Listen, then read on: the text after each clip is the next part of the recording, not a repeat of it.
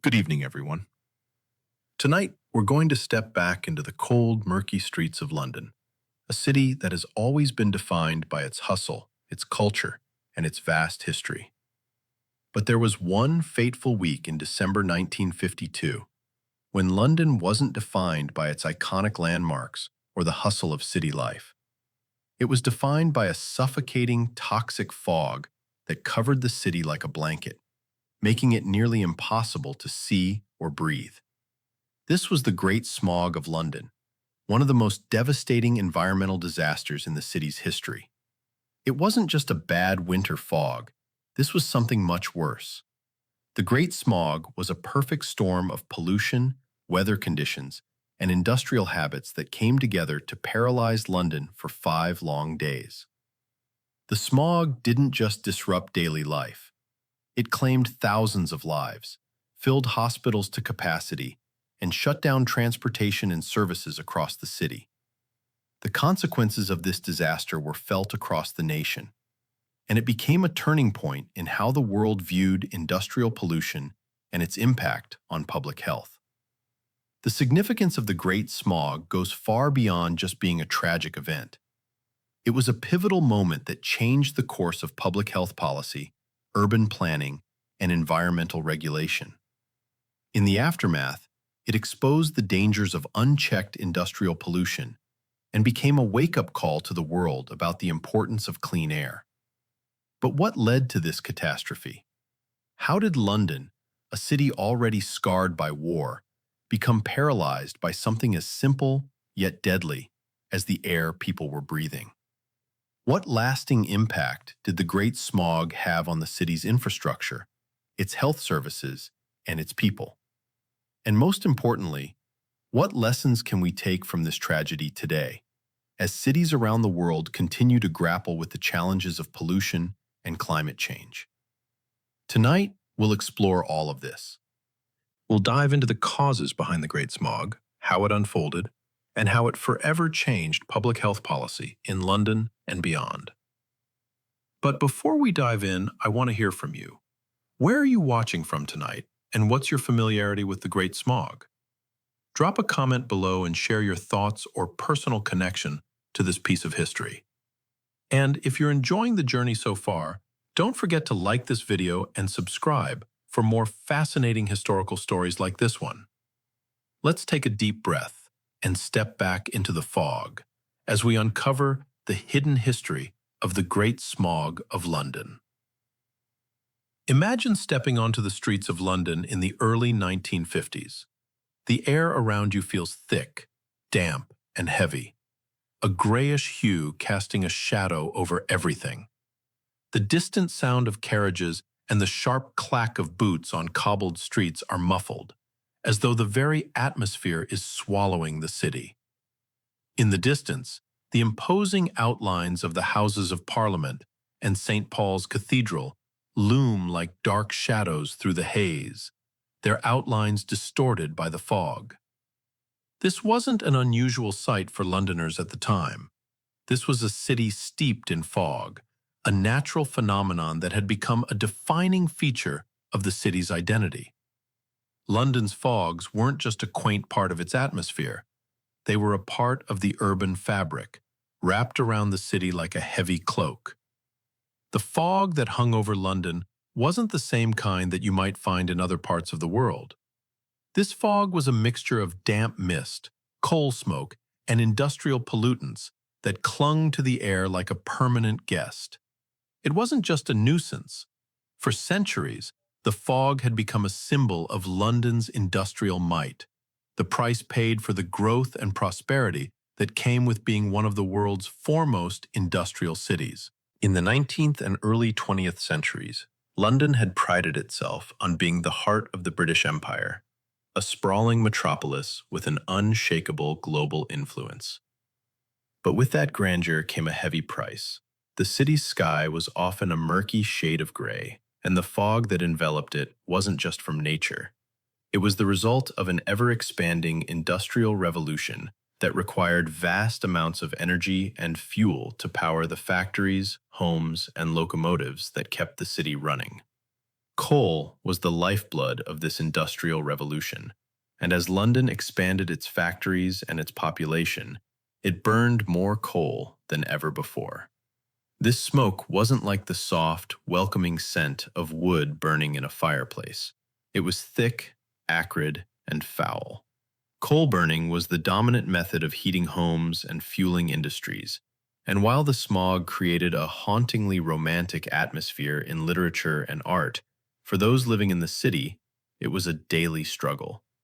The fog was an omnipresent companion that seeped into the bones, dirtied laundry, clogged up airways, and even obstructed the view of the most iconic landmarks in the city. People learned to navigate by instinct, relying on the feel of the pavement beneath their feet and the smell of soot in the air to guide them. The fog was simply a part of life. For most of the 20th century, the fogs of London were synonymous with the city's sense of character and resilience. It had become almost romanticized in the public imagination, a trope used in stories and novels to evoke the atmosphere of a city in turmoil or mystery. Charles Dickens, Arthur Conan Doyle, and countless other writers used the London fog as a backdrop for their stories, shaping the world's perception of London as a place where secrets and dangers lurked just out of sight.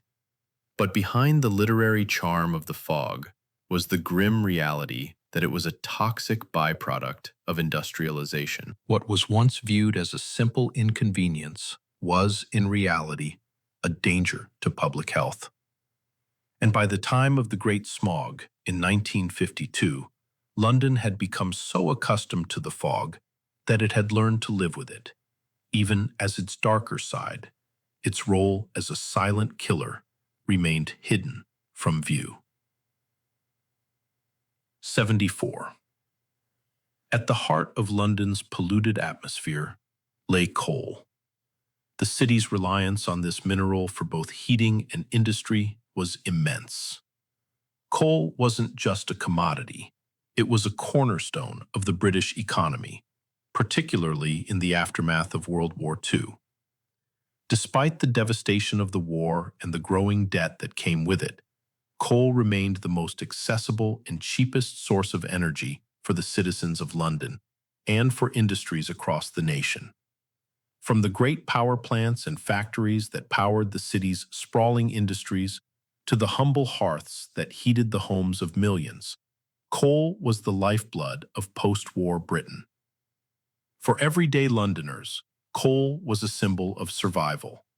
It was the source of heat in the cold winters, the power that ran the trains and trams, and the fuel that kept industries afloat. But this reliance on coal was a double-edged sword. While coal powered the city's economic engines, it also created a toxic, pollutant-filled atmosphere that would eventually lead to disaster. Coal smoke, in its rawest form, emitted sulfur dioxide, soot, and particulate matter, which, when mixed with the moisture in the air, created an intensely thick and corrosive fog. During the post-war period, the coal industry faced enormous pressure. Despite the national effort to rebuild after the devastation of the Blitz and the war, Britain's industrial economy was struggling to meet the demands of the global market. The country was still reeling from rationing, and the city's infrastructure had been left in ruins. As part of the war effort, much of the best quality coal, high-grade anthracite, was shipped abroad to earn the much-needed dollars to stabilize the economy. This meant that what was left for ordinary citizens was cheap, low-grade coal known as nutty slack. Nutty slack was plentiful, but it came at a cost. This coal was high in sulfur, and when burned, it produced a thick, pungent smoke that filled the air with sulfur dioxide, hydrochloric acid, and particulates. It was an incredibly inefficient and dirty fuel, but it was all the average Londoner could afford. As the cold months drew closer, the demand for coal increased, and Londoners would burn more of this low-grade fuel to heat their homes and keep their families warm. With every fire lit, more and more pollutants were released into the air. Coal was also the primary fuel used in London's power plants and factories. The city's industrial landscape was dominated by factories burning coal to fuel their machinery, power plants producing electricity, and coal-fed furnaces driving the engines of commerce. From the steel mills of the East End to the factories that churned out goods for export, coal was the driving force behind London's economic survival. However, as the city's reliance on coal grew, so did the pollution. The more coal burned, the thicker the air became, and the more dangerous the fog became. What had once been a manageable nuisance transformed into a health hazard as the sheer volume of smoke and chemicals in the air began to affect the health of the population. The city's air quality was already poor, but it was about to get much worse. The combination of a rapidly growing population, increased coal consumption, and a lack of industrial regulations created the perfect storm for the environmental disaster that would befall London in December 1952. By the time of the Great Smog, coal had become both the city's engine and its greatest liability. For the people of London, coal was a daily necessity, but its toxic effects were impossible to ignore. As the smog descended in December 1952, it became a painful reminder of how the city's dependence on coal had shaped both its growth and its eventual downfall. The very air that had powered London's rise as a global industrial power was now turning against the very people who had relied on it. The Great Smog would become a tragic turning point in London's history, revealing the true cost of the city's reliance on coal and industrialization. London's fogs were never just a weather phenomenon. They were ingrained in the city's identity and its cultural consciousness. From the days of the Industrial Revolution to the 1950s, the dense, smoky fogs that often blanketed London became as much a part of the city's character as its iconic landmarks. These fogs, a mixture of industrial pollution and natural mist, evolved from an inconvenient nuisance to something symbolic of the city's industrial might, its grit, and, tragically, its disregard for the consequences of pollution. In the cultural landscape of London, fog wasn't merely something to be endured or tolerated. It was woven into the city's literary, artistic, and even social fabric. Writers and artists romanticized London's fog, transforming it into a metaphor for the moral ambiguity and hidden darkness lurking within the city's streets. London's fog became a prominent literary device, particularly in the works of 19th century authors. One of the most notable examples is Charles Dickens, who used fog as a symbol of moral confusion and social decay in his novels. In Bleak House, 1853, Dickens describes the fog in London as a foggy day, a fog of a peculiar density which prevents all seeing. The fog in Bleak House is not just a physical presence, but also a metaphorical one, representing the corruption and inefficiency of the British legal system. The misty streets of London are dark and gloomy, where people stumble through life in a fog of their own moral ambiguity. In Dickens's world, the fog serves to obscure the truth, to hide the moral failings of the characters and the institutions they inhabit. The lack of clarity in the streets mirrors the lack of clarity in the lives of the people living within them. London, shrouded in smoke and fog, becomes a place where everything is clouded by industrial progress, where the true cost of prosperity is buried beneath layers of soot. Sir Arthur Conan Doyle, the creator of the legendary detective Sherlock Holmes, also took advantage of the foggy streets of London in his stories. In The Hound of the Baskervilles, 1902, the foggy moors in London's pea soup fog provide the perfect backdrop for the sinister events unfolding in the narrative. In fact, many of Conan Doyle's Sherlock Holmes stories feature thick fogs and darkened alleys as they reflect the moral ambiguity of the Victorian world. The fog is portrayed as something that makes it difficult for people to see what's really happening around them. For Holmes, a man of sharp observation and keen intellect, the fog is something to pierce through, symbolizing the uncovering of hidden truths. Beyond literature, London's fogs were also a source of inspiration for artists, particularly during the late 19th and early 20th centuries. One of the most famous painters to capture the city's fog was the French impressionist Claude Monet. Monet's series of paintings, London, Houses of Parliament, 1900 to 1904, depicted the iconic landmark through the swirling mist and fog that often blanketed the Thames River. Monet's fog is not the grim, polluted fog we associate with London today, but rather a soft, ethereal haze that blurs the landscape into a dreamlike scene. His paintings emphasize the play of light on the water and the softening of architectural details through mist. Monet's work presents the fog as a thing of beauty, capturing a fleeting moment in time where everything is obscured and transformed by the fog. While Monet's fog evokes a sense of poetic beauty, other artists have used the fog to capture darker elements of London's urban landscape.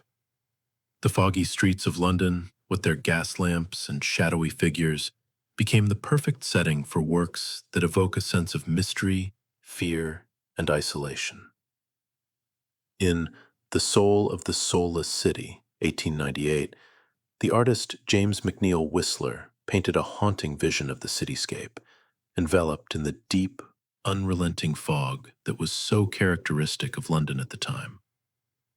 Whistler's use of muted tones and soft brushwork creates an atmospheric piece that reflects the psychological and physical weight of pollution and fog on the people living in the city. The fog, however, wasn't just a subject of art. It was often a part of the city's aesthetic experience. Londoners lived in it, breathed it, and adapted to it. The fog became something people learned to navigate, something they incorporated into their daily routines. In the early 20th century, people were accustomed to the thick fog, especially in the winter months. The fog was a barrier to visibility, but it also became a defining characteristic of London's urban life. People tied scarves around their faces to protect themselves from the smoke, and commuters developed a sixth sense for navigating the narrow, twisting streets of the city. The fog had become a part of their identity, a part of their survival. Over time, the fog became more than just a nuisance. It became a symbol of London itself. It symbolized the city's industrial past, its social struggles, and its collective resilience.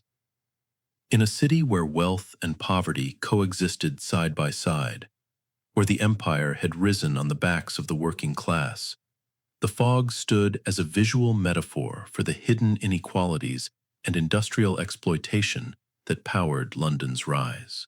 The fog also became a symbol of the resilience of the city and its people. Despite the poor air quality and the chronic health issues caused by pollution, Londoners learned to live with it, just as they had learned to live with the hardships of war and economic struggle. The fog represented the endurance of a city that had been brought to its knees by 2 world wars, but still carried on. In that sense, the fog became a testament to the strength of the people who lived under it. In the aftermath of World War II, Britain found itself in a dire economic situation. The country had emerged victorious from the war, but it had paid an immense price. The infrastructure was in ruins, the economy was crippled, and the government was struggling to recover from the massive debts incurred during the war. The British Empire, which had once stretched across the globe, was beginning to fray at the edges, and Britain itself was trying to hold on to its place in the world order. During this time, coal was an essential part of Britain's recovery. After the war, Britain was forced to prioritize coal for survival, using it to fuel the factories and power stations that would drive the rebuilding process. Coal was the foundation of the post-war economic plan. It powered the factories, provided heat for homes, and generated electricity. The country relied on coal not just for its daily needs, but for its very survival in a rapidly changing world. However, the reliance on coal came with serious consequences. After the war, the British government was focused on keeping the country's economy afloat. The best quality coal, the clean-burning anthracite, was exported to earn foreign currency, leaving Londoners with low-grade, sulfur-laden coal for heating and industrial use. The sulfur-rich coal, while cheaper and more abundant, produced enormous amounts of smoke and pollutants, contributing to the dense fogs that had long been a part of London's landscape. The government's reliance on coal for economic recovery was a pragmatic choice, but it came with long-term health consequences. The city's industries, fueled by coal, were key to the country's recovery, but they also produced massive amounts of pollution that worsened the city's air quality. The short-term economic gain came at the cost of the public's health. As the city's economy struggled to recover, the government turned a blind eye to the pollution problem, prioritizing industrial output over the well-being of its citizens. With coal being used to fuel homes and factories, the city's air grew thicker and more dangerous. London's reliance on coal wasn't just about heating homes. It was about the survival of the nation. However, this survival came at the expense of the very people who had supported the war effort and rebuilt the country's industries. In the years leading up to the Great Smog of 1952, London's air quality deteriorated to dangerous levels. The economy required coal to run, but this very fuel was poisoning the city's atmosphere. As people burned cheap coal to heat their homes and power the factories, they unknowingly contributed to the growing smog that would later engulf the city, leading to one of the most devastating environmental disasters in modern history. The economic necessity of coal created a toxic cycle where the needs of a nation to recover from the war caused long-term harm to the people who powered that recovery. The short-term focus on industrial growth and survival set the stage for a disaster that could have been avoided had there been more attention paid to the long-term consequences of coal pollution. The fog was not just a natural phenomenon. It was a direct result of economic choices made in the pursuit of survival, choices that would haunt London for years to come. The events leading up to the Great Smog of London in 1952 were not the result of a single weather condition, but a convergence of several environmental factors that combined to create a perfect storm. These meteorological conditions set the stage for one of the deadliest air pollution events in modern history, and London was caught unprepared. The fog that descended upon the city was not just an ordinary winter fog. It was a lethal, suffocating miasma that would kill thousands, crippling the city for days, and leaving behind an indelible mark on the public consciousness. To fully understand how the Great Smog came to be, we must look at the precise meteorological conditions that led to this disaster. In the early days of December 1952, London experienced a typical winter chill. The city, as it often did, was shrouded in its usual fog. But this fog was different. It was denser, darker, and more sinister than anything Londoners had seen before. The weather conditions that created this unusual fog were part of a complex series of atmospheric events that worked together in a catastrophic manner. One of the primary contributors to the Great Smog was the temperature inversion, a phenomenon where cold air near the ground is trapped beneath a layer of warmer air. This inversion created a sort of lid over the city, preventing pollutants from dispersing into the atmosphere. Normally, air rises as it warms, carrying pollutants with it and allowing fresh air to circulate through the city. However, in December 1952, an extremely cold layer of air settled over London, and above it, a layer of warmer air trapped the cold air and the pollutants below. This process is known as a temperature inversion, and it was a crucial part of the conditions that led to the smog. The temperature inversion kept the city's polluted air from rising and dispersing. Instead, the air remained stagnant, filled with the smoke from millions of coal fires burning in homes and factories. The pollutants, including sulfur dioxide, carbon monoxide, and particulate matter from the burning of low-quality coal, accumulated in the atmosphere, intensifying the fog. This layer of pollution, suspended in the cold air, caused the fog to become not just a visual obstruction, but a toxic, corrosive cloud that people had to breathe. Additionally, the weather conditions were characterized by an absence of wind. Wind, in normal circumstances, is the force that helps disperse pollutants by pushing them out of the city and allowing fresh air to circulate. Without wind, the polluted air had no way of escaping, and it stagnated in place. The lack of wind was a crucial factor in the buildup of the smog, as it allowed the toxic chemicals in the air to accumulate to dangerous levels. It was the perfect storm of still, cold weather, combined with a high-pressure system that created an atmospheric trap over London, and the city was powerless to escape it. These weather conditions were not unusual for a British winter. The fog, cold temperatures, and stillness were all common features of London's winters, but the precise combination that occurred in early December 1952 was a rare event. As the days wore on, the fog grew denser, more suffocating, and more dangerous, creating a situation that was entirely out of control.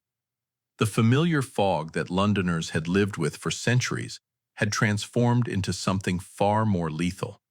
It wasn't just the cold air and stillness that contributed to the disaster, but the intensity and duration of the event. The Great Smog of London wasn't a fleeting fog that would clear up by the afternoon, as was the case in most winters. The smog lasted for days, trapping pollutants over the city and exacerbating the situation. With every passing hour, the concentration of pollutants in the air grew higher, and the fog grew denser. What started as a familiar inconvenience soon turned into a health crisis as the toxic air began to suffocate the city's residents. For the residents of London, this was not just a heavy fog, but a silent killer. People began to notice the acrid taste in their mouths, the stinging sensation in their eyes, and the difficulty breathing. The fog was no longer something to be navigated around. It was something to be feared. As the days dragged on, it became clear that this was not just another winter fog. It was a disaster in the making. The role of the anticyclone in the formation of the Great Smog cannot be overstated. It was the primary weather system responsible for trapping the pollution over London and turning the city into a toxic chamber. But what exactly is an anticyclone? And why did this specific atmospheric pattern lead to such a catastrophic event? An anticyclone is a weather system characterized by high atmospheric pressure. In a typical weather pattern, air moves from areas of high pressure to areas of low pressure, creating winds that help to distribute air and pollutants. However, in an anticyclone, the opposite happens. Air sinks rather than rises. This sinking air creates a stable, stagnant atmosphere where the weather is calm and there are no strong winds to disperse pollutants. This is exactly what happened over London in early December 1952. The anticyclone that settled over southern England in early December was a large, slow-moving system that covered much of the region. It created a lid over London, trapping the city in a pocket of cold, polluted air. The high-pressure system acted like an invisible glass jar, sealing the city in a thick layer of smog. This was the atmospheric condition that made the Great Smog so dangerous and prolonged. It wasn't just a typical fog that would lift after a few hours or days. The anticyclone ensured that the pollution stayed trapped for days, allowing it to build to deadly concentrations. This high-pressure system was a key factor in the disaster. But what made it particularly dangerous was its timing. The system had settled over London just as the city was experiencing an unusually cold winter. As Londoners turned up their coal fires to stay warm, the amount of pollution being pumped into the air skyrocketed. Normally, the city's coal smoke would rise and disperse, but the anticyclone prevented this from happening, creating a perfect storm of pollution and still air. The anticyclone also played a significant role in the thickness and persistence of the fog. As the air sank, it compressed the pollutants, making them denser and more concentrated. The fog that resulted was not just a mixture of smoke and water vapor, but a chemical soup. The sulfur dioxide and other pollutants that were released from the coal fires combined with the moisture in the air, creating sulfuric acid. This made the fog not only a visual obstruction, but also a toxic aerosol that burned the lungs and eyes of anyone who breathed it. In addition to its role in trapping pollutants, the anticyclone also made the air unusually still. With no wind to disperse the pollution, the city's air became increasingly hazardous. As the temperature inversion persisted, the cold air at ground level stayed trapped beneath the warmer air, causing the pollution to accumulate. The longer the anticyclone remained in place, the more concentrated the toxic gases became, and the more dangerous the smog became for Londoners. The Great Smog of London in December 1952 was not just a thick fog. It was a toxic cloud of pollutants that accumulated in the air due to a unique combination of weather patterns, human activity, and the geographical setting of the city. To truly grasp the scale and impact of the smog, we must examine how the pollutants in London's air gathered, intensified, and became lethal. London, like many industrial cities of the time, was heavily reliant on coal for both heating and powering its industries. Coal, a cheap and abundant energy source, was burned in millions of fireplaces across the city and in power plants that provided electricity to homes and factories. While coal powered the city's economy, it also produced a massive amount of pollution, especially when burned in the form of low-quality, sulfur-rich, nutty slack coal, which was the fuel of choice during the post-war years. The coal burned in homes and factories released a variety of harmful pollutants into the atmosphere, the most dangerous of which were sulfur dioxide and soot. Sulfur dioxide, SO2, is a colorless, odorless gas with a pungent, acrid scent. When it is inhaled, it can cause severe damage to the respiratory system, leading to difficulty breathing, irritation, and even death in vulnerable populations. In addition to sulfur dioxide, coal burning also released soot, tiny particles of unburned carbon. These particles are particularly hazardous because they are small enough to be inhaled deeply into the lungs, where they can cause long-term respiratory problems and even lung cancer. During the Great Smog, these pollutants didn't just dissipate as they would under normal conditions. The weather conditions of December 1952 trapped them in the air, causing them to accumulate to unprecedented levels. As the city's millions of coal fires burned, the sulfur dioxide and soot were released into the air. The pollutants, unable to escape due to the lack of wind and the temperature inversion caused by the anticyclone, began to concentrate in the atmosphere. The result was a thickening of the fog. Initially, this fog appeared no different from any other London fog, a common feature of winter in the city. London had long been accustomed to its foggy winters, made even denser by the industrial smoke that had characterized the city's air for centuries. This fog was a natural byproduct of London's humid climate and industrial prowess. However, in December 1952, the normal fog became infused with the pollutants that had been steadily accumulating in the air. As the days passed, the pollutants continued to gather, forming a dense, toxic mass that began to suffocate the city. Sulfur dioxide, a byproduct of burning low-quality coal, dissolved in the tiny droplets of water that made up the fog. The sulfur dioxide then reacted with the water, forming sulfuric acid, a corrosive compound that made the fog. The buildup of sulfur dioxide and soot in the air was a silent killer, affecting the lungs of anyone who ventured outside, and even those who stayed indoors.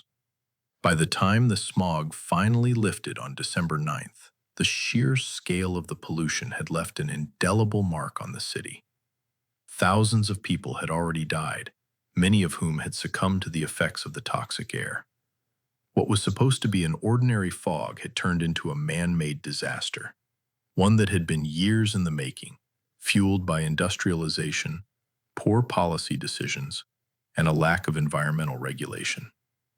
The death toll from the Great Smog of 1952 was staggering, but the true impact would only be understood in the months and years to follow, as the effects of the pollution lingered in the lungs and bodies of those who survived. The Great Smog of London didn't just affect the health of the city's residents. It completely transformed the city's atmosphere, both physically and psychologically. One of the most terrifying aspects of the smog was the way it reduced visibility, creating an environment of complete disorientation. Londoners, accustomed to their bustling city streets and iconic landmarks, suddenly found themselves trapped in a disorienting, claustrophobic fog that stripped away the familiar and replaced it with a surreal and deadly haze. As the smog thickened and persisted over the course of the weekend in December 1952, visibility became increasingly compromised. What began as a typical London fog quickly became a dangerous, suffocating blanket of pollution. By the morning of December 5th, people who walked the streets of London could see only a few feet ahead of them. Buildings, vehicles, and even street signs were obscured by the yellowish, acrid haze that hung over the city. Londoners who had once been able to navigate their streets with ease, guided by the distinct silhouette of St. Paul's Cathedral or the bright red double-decker buses, were now forced to rely on memory and instinct to make their way through the city. For those who ventured outside, the disorientation was immediate. Pedestrians felt their way along the streets, hands outstretched in front of them, trying to avoid collisions with lampposts or other people. The streets, once alive with the sound of passing cars, chatter, and the clanging of trams, fell silent. The city, known for its energy and vibrancy, had been transformed into a ghost town. The fog muffled all sound, distorting the familiar noises of the city. People could no longer hear the hum of traffic or the distant murmur of conversation. Instead, the city was reduced to eerie, isolated noises: faint coughing, the shuffle of footsteps, the occasional ring of a bicycle bell. The fog created a sense of isolation that was both physical and psychological. Londoners, accustomed to the ever-present hum of their city, now found themselves in a place where nothing seemed to make sense. The streets became disorienting, the landmarks impossible to identify, and the everyday rhythm of life ground to a halt. Public transport was crippled as visibility dropped to near zero. Buses, trains, and trams were unable to move efficiently, and those that did were forced to navigate by memory, with conductors using torches to guide the way. The smog had trapped the city, rendering its vast transportation network useless. In addition to the visual and auditory disorientation, the smog had a profound psychological impact on Londoners. People felt trapped, not just in their homes, but in their own city. The familiar had become unfamiliar, and the once thriving metropolis had been reduced to a maze of shadows and uncertainty. The smog was not just a physical presence. It was an oppressive, invisible weight that hung over every person who ventured outside. The world outside became a dark, silent void where even the simplest tasks, walking to the store, meeting a friend, or catching a bus, became insurmountable challenges. The air itself seemed to be a constant, looming threat. The smell of sulfur mixed with coal smoke became omnipresent, making even indoor spaces feel unsafe. The fog had not only taken away the city's clarity, it had infiltrated people's homes too. Windows and doors became sealed against the outside, but the smell of the air still seeped in, coating everything with a thin layer of soot and grime. For days, Londoners lived in a world where every breath felt like a risk. As the smog persisted, it became clear that it was more than just a nuisance. It was a catastrophe. The physical conditions of the fog, coupled with its psychological effects, left the city paralyzed. Visibility and sound were distorted, and Londoners found themselves living in a toxic bubble, a world of uncertainty where even the most basic functions of city life were impossible. For 4 days, London was suffocated by the smog, and its inhabitants were left to endure the grim reality of life under a blanket of poison. What had started as a typical winter fog had transformed into an apocalyptic scenario, one that left the city in a state of profound paralysis. The smog wasn't just an inconvenience, it was a force of nature, a deadly cloud that trapped London in a way no one had ever imagined. The consequences of the anticyclone's effect on London were devastating. The pollution that had been trapped by the anticyclone didn't just disappear. It continued to linger in the atmosphere, affecting the health of the city's residents. The smog was no longer just an inconvenience. It became a life-threatening condition. People with respiratory conditions, the elderly, and children were the first to feel the effects. But as the days went on, more and more people began to suffer from breathing difficulties, coughing, and chest pains. Hospitals were overwhelmed, and the death toll began to rise as people succumbed to respiratory failure and other complications caused by the polluted air. What makes the role of the anticyclone so striking is that it was a natural weather phenomenon, one that couldn't be controlled or predicted with the precision we have today. It was the convergence of human industrial activity and a natural atmospheric condition that turned a familiar fog into a public health catastrophe. The anticyclone trapped the pollutants in the air, allowing them to build up to unprecedented levels and creating a toxic environment that paralyzed the city for days.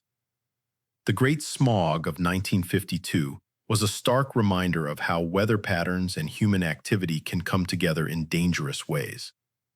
The combination of the anticyclone's high-pressure system and the city's heavy reliance on coal created a lethal atmospheric trap. London had no idea that it was about to be suffocated by its own industrial past, and the consequences were devastating. The anticyclone, with its stillness and cold, created the perfect conditions for one of the deadliest environmental disasters in modern history. The Great Smog of London in December 1952 was not just a thick fog. It was a toxic cloud of pollutants that accumulated in the air due to a unique combination of weather patterns, human activity, and the geographical setting of the city. To truly grasp the scale and impact of the smog, we must examine how the pollutants in London's air gathered, intensified, and became lethal. London, like many industrial cities of the time, was heavily reliant on coal for both heating and powering its industries. Coal, a cheap and abundant energy source, was burned in millions of fireplaces across the city and in power plants that provided electricity to homes and factories. While coal powered the city's economy, it also produced a massive amount of pollution, especially when burned in the form of low-quality, sulfur-rich, nutty slack coal, which was the fuel of choice during the post-war years. The coal burned in homes and factories released a variety of harmful pollutants into the atmosphere, the most dangerous of which were sulfur dioxide and soot. Sulfur dioxide, SO2, is a colorless, odorless gas with a pungent, acrid scent. When it is inhaled, it can cause severe damage to the respiratory system, leading to difficulty breathing, irritation, and even death in vulnerable populations. In addition to sulfur dioxide, coal burning also released soot, tiny particles of unburned carbon. These particles are particularly hazardous because they are small enough to be inhaled deeply into the lungs, where they can cause long-term respiratory problems and even lung cancer. During the Great Smog, these pollutants didn't just dissipate as they would under normal conditions. The weather conditions of December 1952 trapped them in the air, causing them to accumulate to unprecedented levels. As the city's millions of coal fires burned, the sulfur dioxide and soot were released into the air.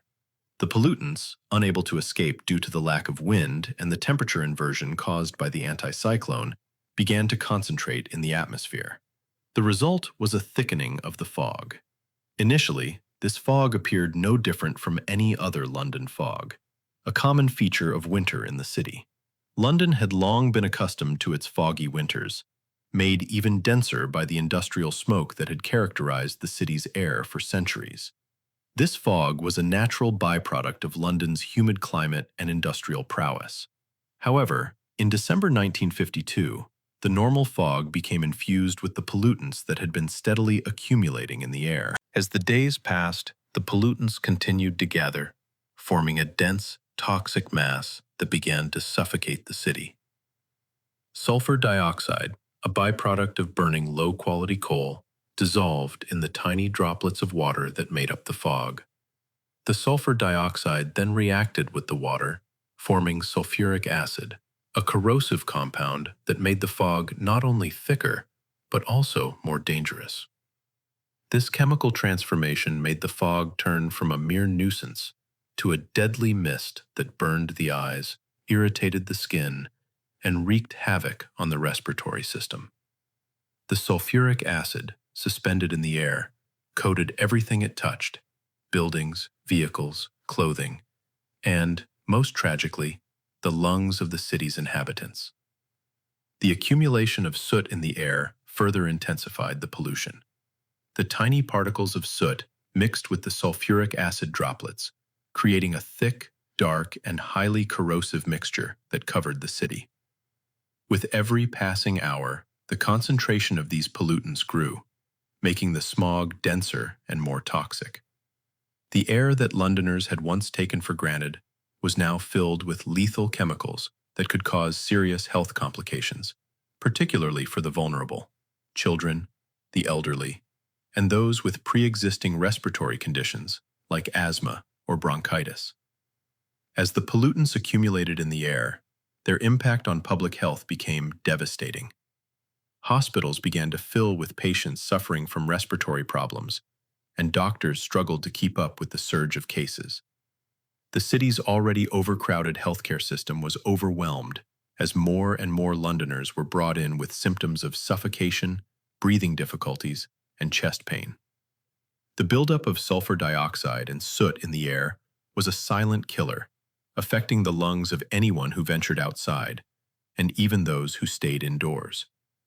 By the time the smog finally lifted on December 9th, the sheer scale of the pollution had left an indelible mark on the city. Thousands of people had already died, many of whom had succumbed to the effects of the toxic air. What was supposed to be an ordinary fog had turned into a man-made disaster, one that had been years in the making, fueled by industrialization, poor policy decisions, and a lack of environmental regulation. The death toll from the Great Smog of 1952 was staggering, but the true impact would only be understood in the months and years to follow, as the effects of the pollution lingered in the lungs and bodies of those who survived. The Great Smog of London didn't just affect the health of the city's residents. It completely transformed the city's atmosphere, both physically and psychologically. One of the most terrifying aspects of the smog was the way it reduced visibility, creating an environment of complete disorientation. Londoners, accustomed to their bustling city streets and iconic landmarks, suddenly found themselves trapped in a disorienting, claustrophobic fog that stripped away the familiar and replaced it with a surreal and deadly haze. As the smog thickened and persisted over the course of the weekend in December 1952, visibility became increasingly compromised. What began as a typical London fog quickly became a dangerous, suffocating blanket of pollution. By the morning of December 5th, people who walked the streets of London could see only a few feet ahead of them. Buildings, vehicles, and even street signs were obscured by the yellowish, acrid haze that hung over the city. Londoners who had once been able to navigate their streets with ease, guided by the distinct silhouette of St. Paul's Cathedral or the bright red double-decker buses, were now forced to rely on memory and instinct to make their way through the city. For those who ventured outside, the disorientation was immediate. Pedestrians felt their way along the streets, hands outstretched in front of them, trying to avoid collisions with lampposts or other people. The streets, once alive with the sound of passing cars, chatter, and the clanging of trams, fell silent. The city, known for its energy and vibrancy, had been transformed into a ghost town. The fog muffled all sound, distorting the familiar noises of the city. People could no longer hear the hum of traffic or the distant murmur of conversation. Instead, the city was reduced to eerie, isolated noises: faint coughing, the shuffle of footsteps, the occasional ring of a bicycle bell. The fog created a sense of isolation that was both physical and psychological. Londoners, accustomed to the ever-present hum of their city, now found themselves in a place where nothing seemed to make sense. The streets became disorienting, the landmarks impossible to identify, and the everyday rhythm of life ground to a halt. Public transport was crippled as visibility dropped to near zero. Buses, trains, and trams were unable to move efficiently, and those that did were forced to navigate by memory, with conductors using torches to guide the way. The smog had trapped the city, rendering its vast transportation network useless. In addition to the visual and auditory disorientation, the smog had a profound psychological impact on Londoners. People felt trapped, not just in their homes but in their own city. The familiar had become unfamiliar, and the once thriving metropolis had been reduced to a maze of shadows and uncertainty. The smog was not just a physical presence. It was an oppressive, invisible weight that hung over every person who ventured outside. The world outside became a dark, silent void, where even the simplest tasks, walking to the store, meeting a friend, or catching a bus, became insurmountable challenges. The air itself seemed to be a constant, looming threat. The smell of sulfur, mixed with coal smoke, became omnipresent, making even indoor spaces feel unsafe. The fog had not only taken away the city's clarity, it had infiltrated people's homes too. Windows and doors became sealed against the outside, but the smell of the air still seeped in, coating everything with a thin layer of soot and grime. For days, Londoners lived in a world where every breath felt like a risk. As the smog persisted, it became clear that it was more than just a nuisance.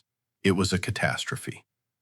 The physical conditions of the fog, coupled with its psychological effects, left the city paralyzed.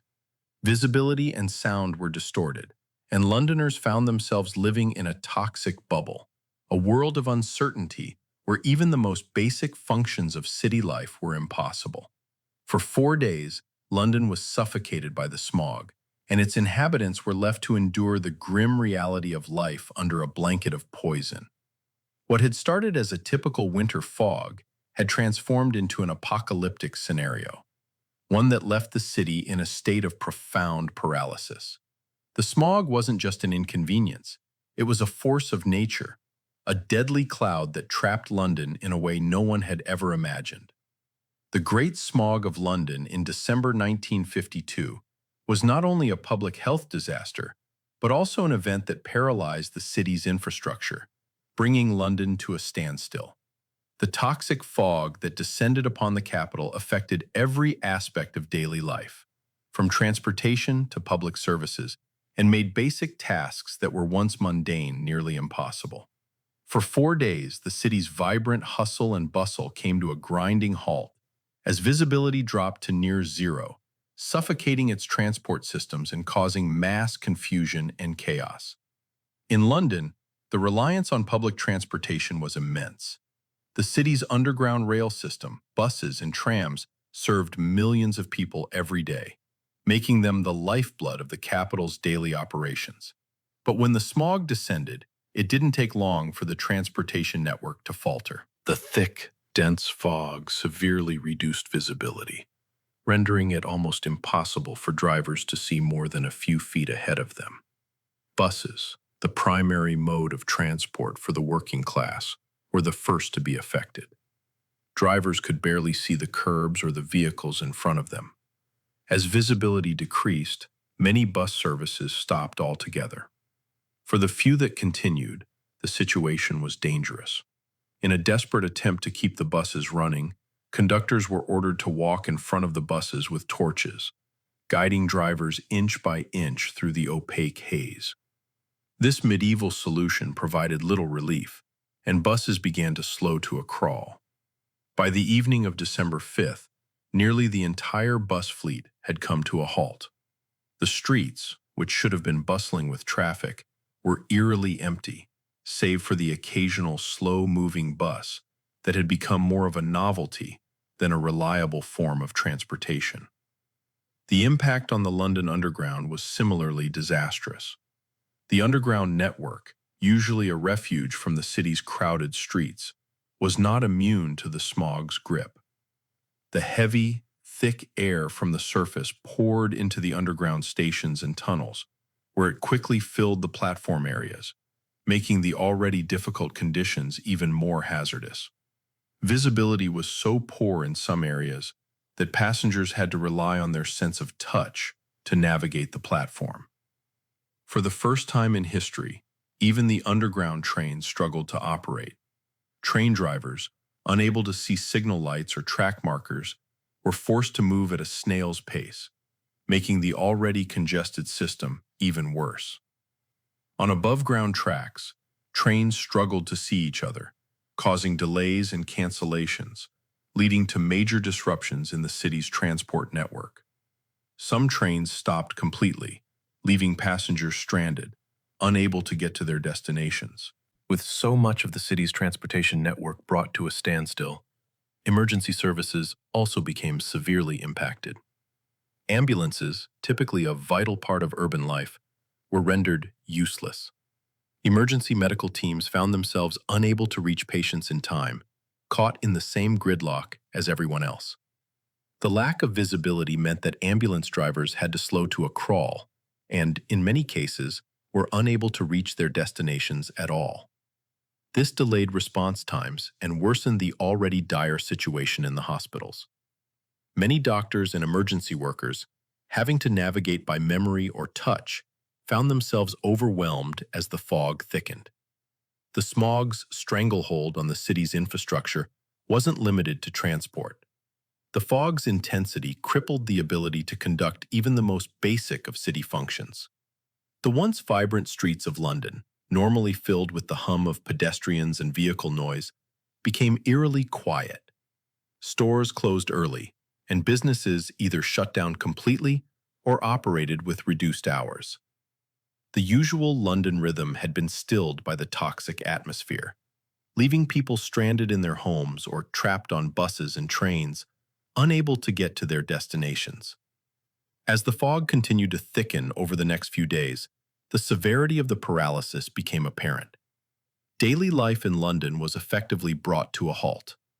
Public services like garbage collection, postal services, and even deliveries of goods ground to a stop.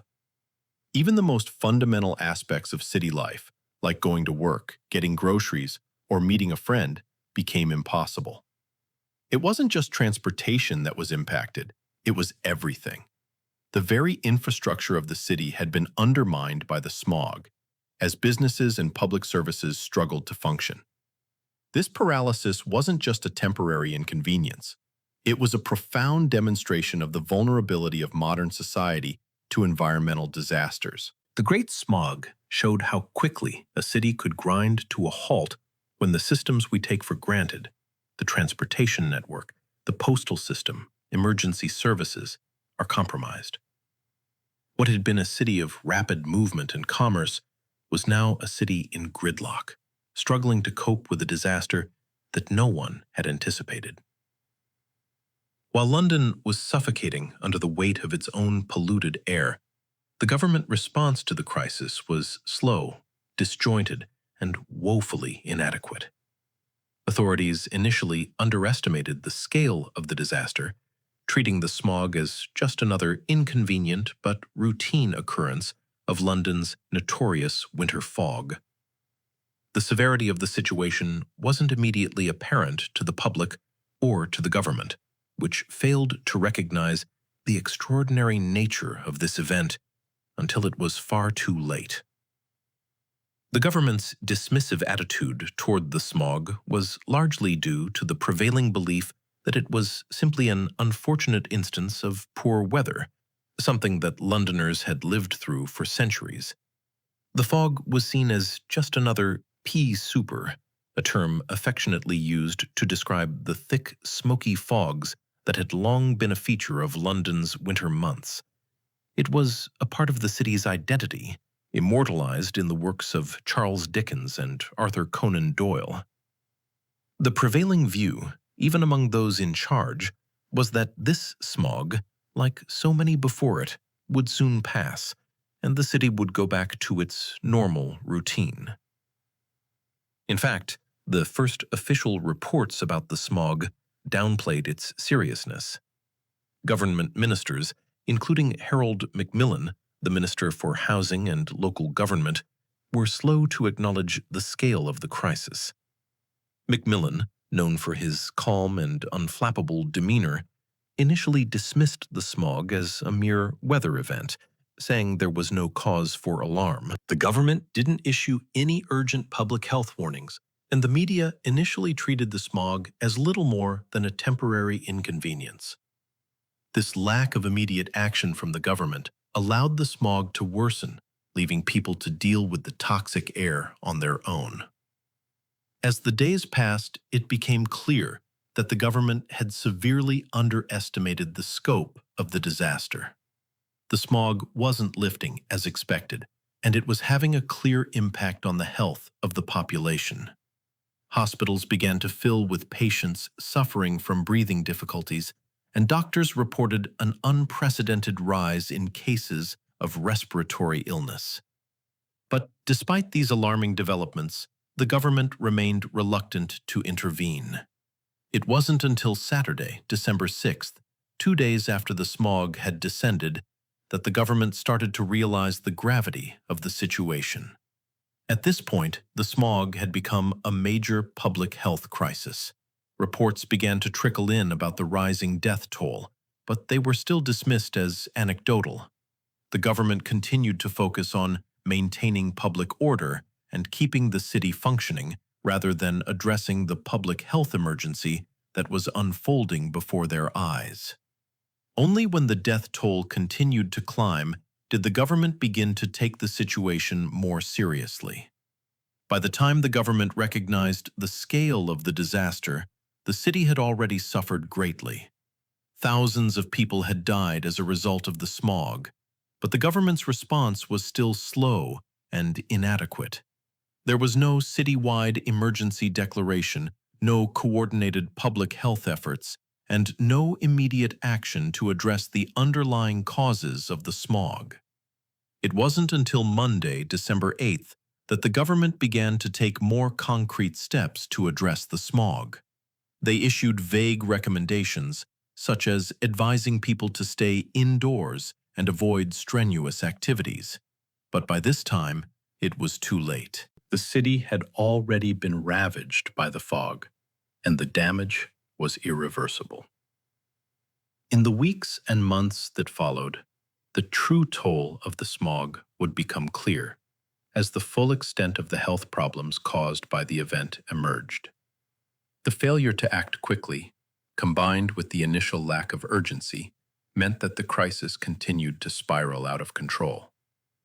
By the time the government started to address the issue in earnest, the smog had claimed thousands of lives, and the city was left to pick up the pieces.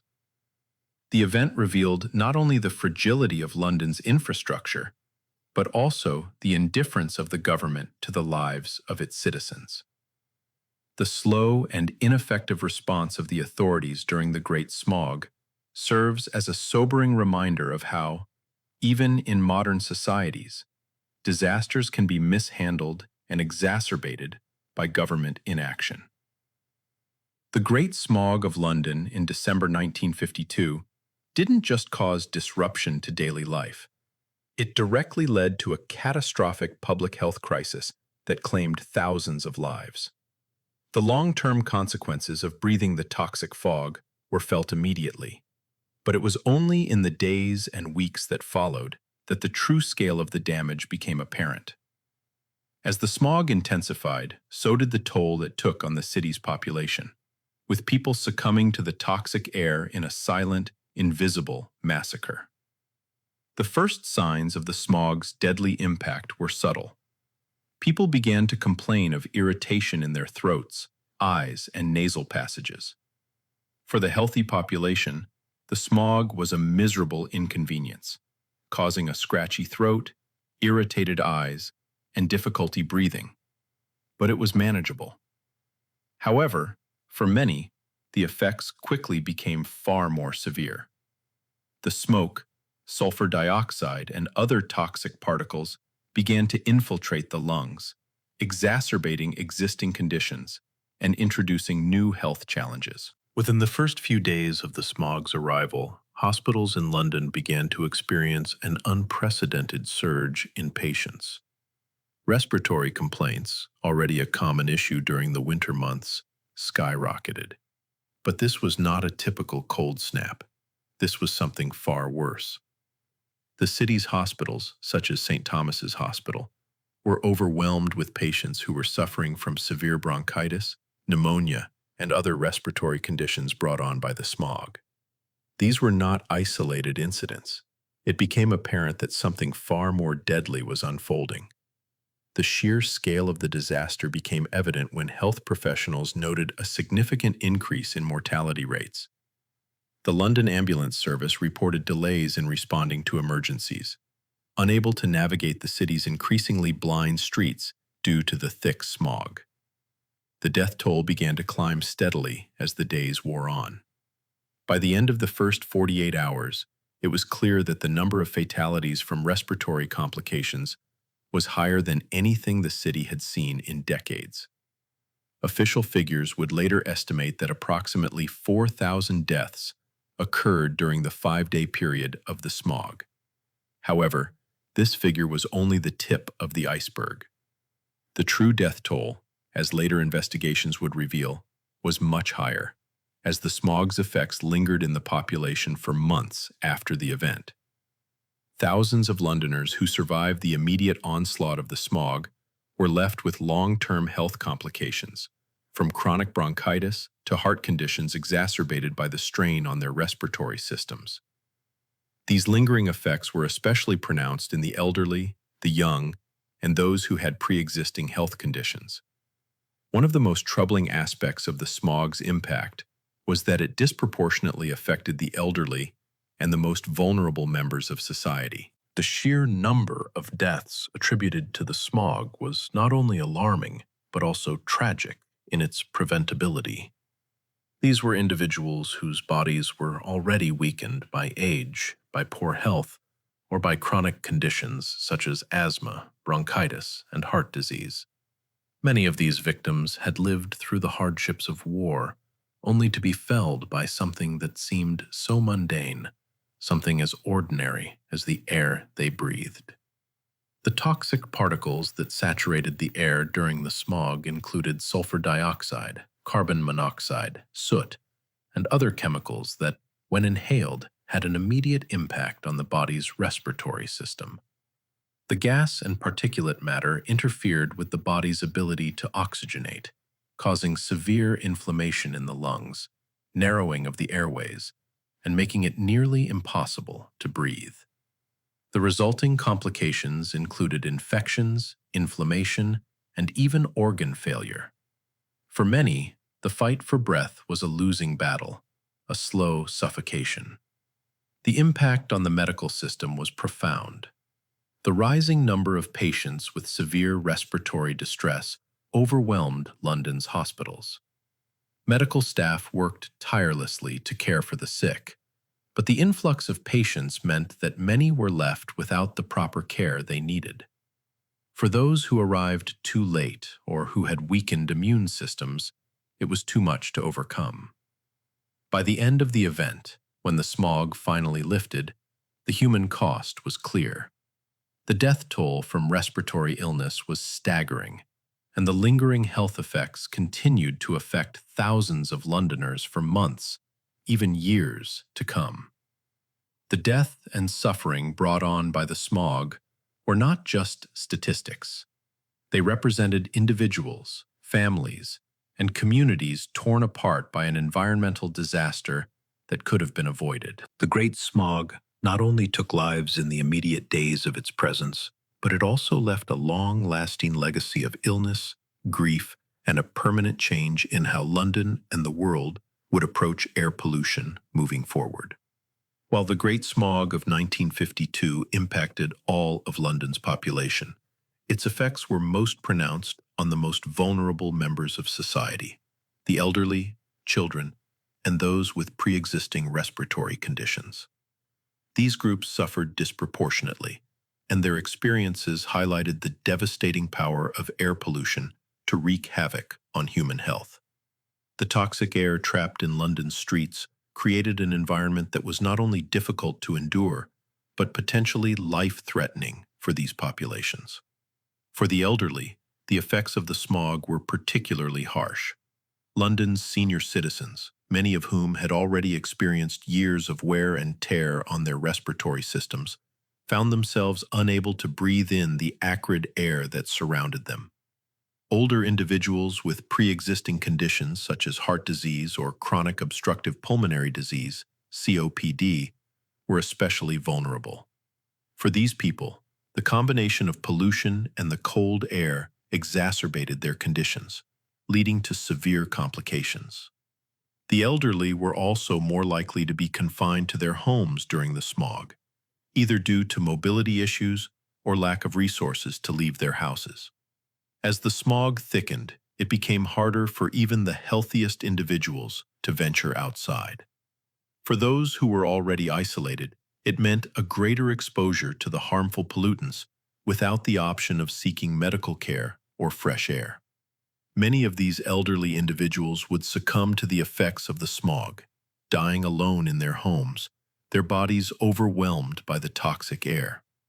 Children, whose respiratory systems were still developing, were also severely affected. Young lungs are more susceptible to the kind of pollutants that filled the London air during the smog. The smog caused immediate irritation in children's respiratory tracts, resulting in coughing, wheezing, and shortness of breath. In some cases, children with asthma or bronchitis experienced acute attacks, which were more difficult to manage due to the lack of access to proper medical care during the crisis. What made the smog even more deadly for children was the fact that many of them were unable to avoid the polluted environment. Schools remained open, and children played outside, unaware of the dangers lurking in the air. Their parents, who had long lived with the polluted air of London, were also unaware of the full extent of the threat the smog posed to their children's health. It wasn't until the damage was done that the scale of the harm became apparent. For those who already had pre-existing respiratory conditions, such as asthma or chronic bronchitis, the Great Smog was nothing short of a death sentence. These individuals, who had lived with breathing difficulties for much of their lives, found that the toxic air caused their conditions to rapidly deteriorate. Hospitals, which were already overwhelmed, were unable to accommodate the surge in patients with severe respiratory distress. Ambulance services were unable to respond to all emergencies, and many people died waiting for care that never arrived. The vulnerability of these groups underscored the deadly impact of air pollution, a stark reminder of how environmental factors can disproportionately affect the most vulnerable members of society. The long-term effects of the smog were also felt by these groups, as many survivors faced chronic respiratory issues that lasted long after the fog lifted. The aftermath of the smog left an indelible mark on London's population, and the tragic deaths of the elderly, children, and those with pre-existing conditions became a reminder of the dangers of unchecked pollution. As the Great Smog of London thickened, its impact was felt most acutely in the city's hospitals, morgues, and among the healthcare workers who were forced to contend with the overwhelming human toll.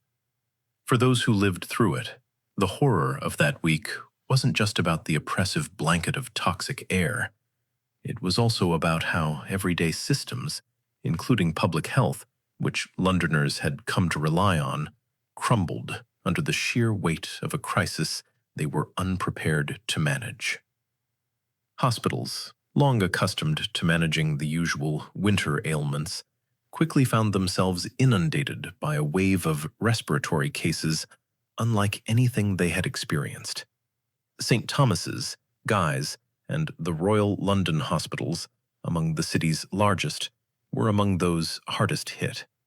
General practitioners, too, were overwhelmed, making home visits to families who had no choice but to stay inside. In normal times, house calls would be manageable, but in this crisis, they became more like death sentences, as the streets outside were barely passable, visibility was near zero, and every step was a risk. Inside the hospitals, patients flooded in with symptoms that were both devastating and oddly familiar: wheezing, coughing, fever, and the unmistakable grayish hue of asphyxiation. The hospitals, which had long been built for efficient care, now found themselves as helpless as the people they treated. It was quickly apparent that there were no cures for this. The root of the problem was not just the physical symptoms, it was the air itself. Respiratory complications were not limited to those with pre-existing conditions. The smog didn't discriminate.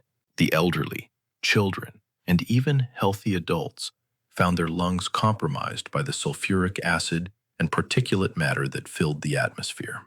The city's most vulnerable were now most at risk, and healthcare professionals struggled to meet the needs of an entire population, their normal capacity overwhelmed by the staggering number of patients. With the hospitals already stretched thin, the undertakers, too, began to feel the pressure. These small, family-run businesses, who normally handled a steady but manageable flow of funerals, were suddenly inundated with calls. The bodies started to pile up, not just in hospitals, but in homes as well, with families unable to get medical help. Undertakers, often the first to witness the tragedy, found themselves overwhelmed with death certificates, never before seen in such numbers. For them, the familiar daily rhythm was replaced with a constant stream of urgent requests for funeral arrangements. But with the roads choked and the air thick with toxins, even these essential services became almost impossible to carry out. The scenes at funeral parlors were chaotic.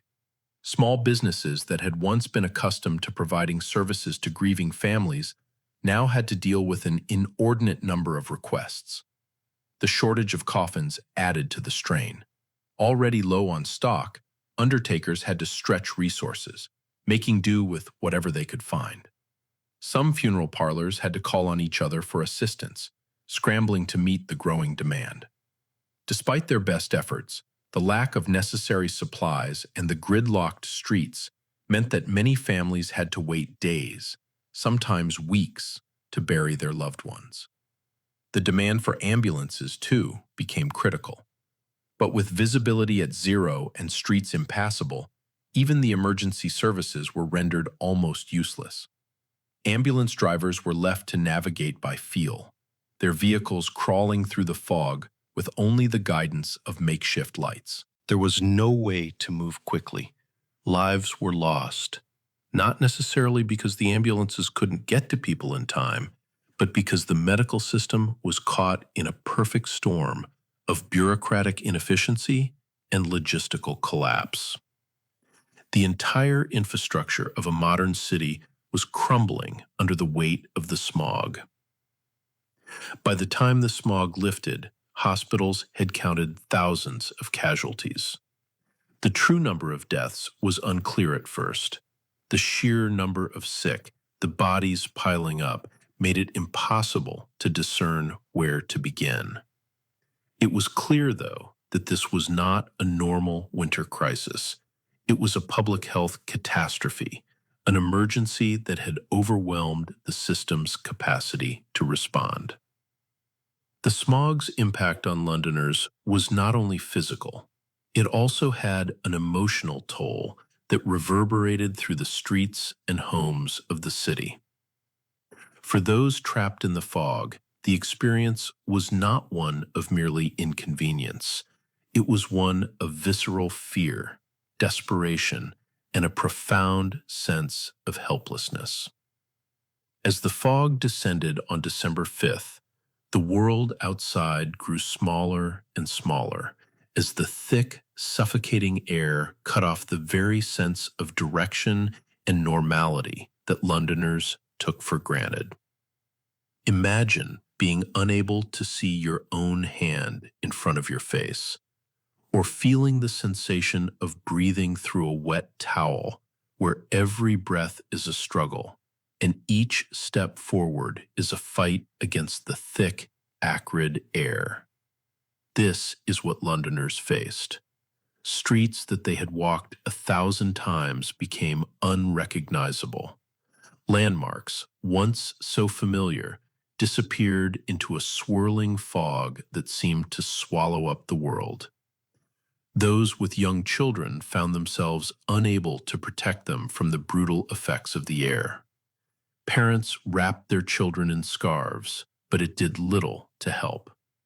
The smog was not just thick, it was chemically active.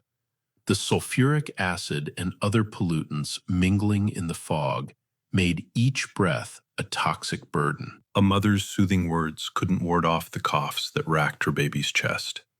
A father, helpless, could only watch as his elderly mother struggled for each breath. There were no words for the panic that flooded through families, as they realized that even inside their homes, they were not safe.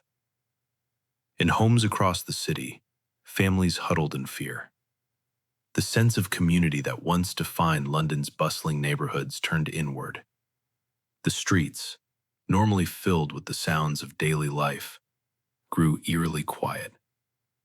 With transportation paralyzed, no one could reach family members or neighbors.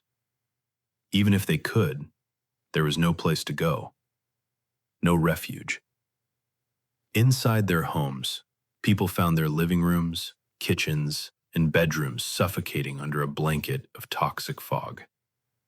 Families couldn't even escape to the outdoors for fresh air, because the outdoors offered none. Children, especially those with respiratory conditions, were hit hardest by the fog.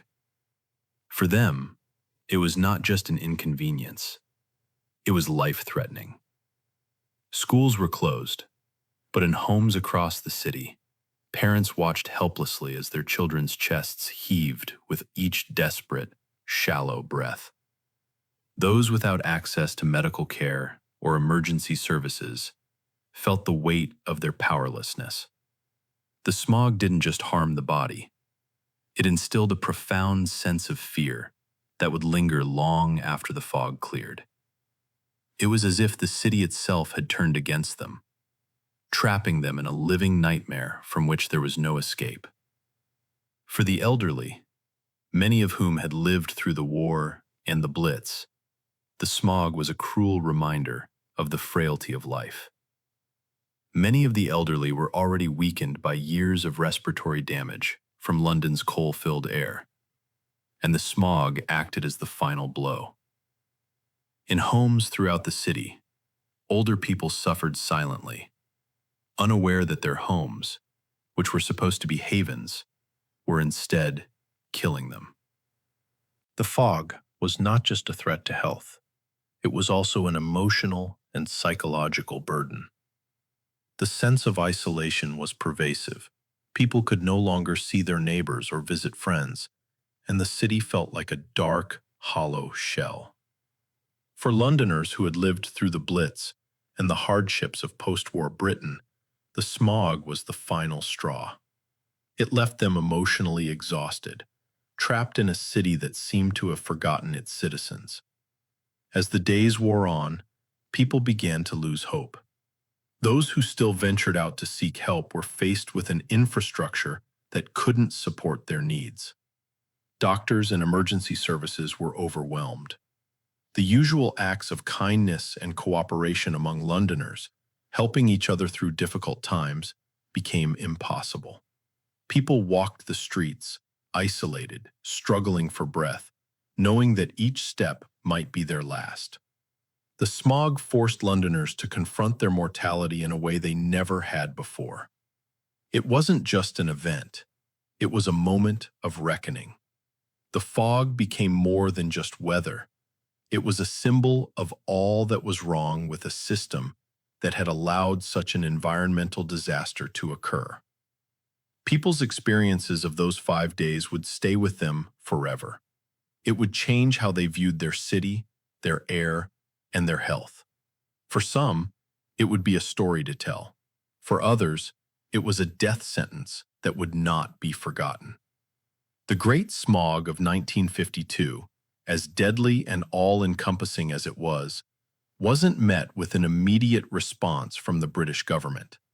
The leadership, including the Prime Minister Winston Churchill, seemed slow to acknowledge the scale of the disaster unfolding in London, and for the first few days, officials downplayed the crisis.